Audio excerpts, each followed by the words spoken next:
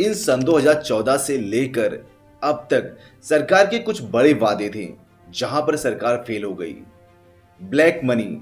सरकार ने सन 2014 में सबसे बड़ा वादा किया था कि वो देश के काले धन को वापस लाएगी।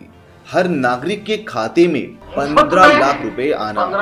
नोटबंदी के बाद आरबीआई के मुताबिक लगभग सारा कैश सिस्टम यानी 98.8% कैश वापस आ गया, जिससे काला धन खत्म होने का दावा कमजोर पड़ गया।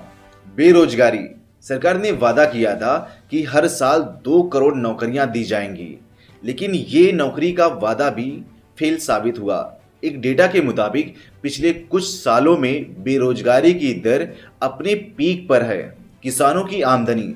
सरकार ने 2022 तक किसानों की आय को दुगनी करने का वादा किया था, लेकिन एमएसपी पर कानूनी गारंटी और किसान आंदोलन जैसे मुद्दों ने दिखाया कि किसानों की हालत अब भी चिंताजनक है।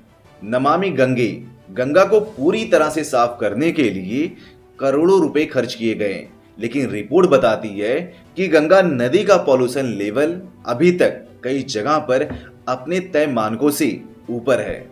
रुपए की कीमत।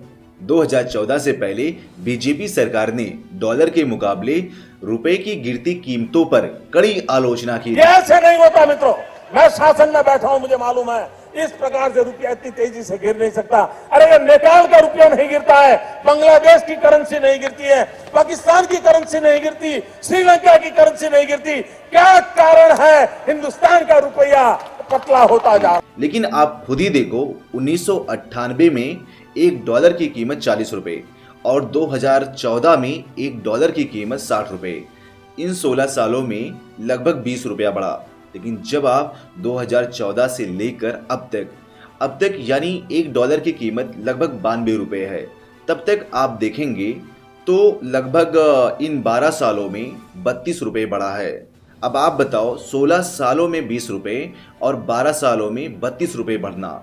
रुपया डॉलर के मुकाबले अपने सबसे निचले स्तर के आसपास है। कुछ वादे ऐसे भी हैं जिसे सरकार ने पूरा किया, जैसे आर्टिकल 370।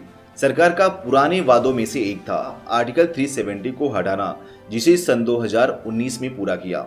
सरकार के बड़े वादों में से एक वादा था राम मंदिर, जिसे पूरा कर दिया गया। इंफ्रास्ट्रक्चर।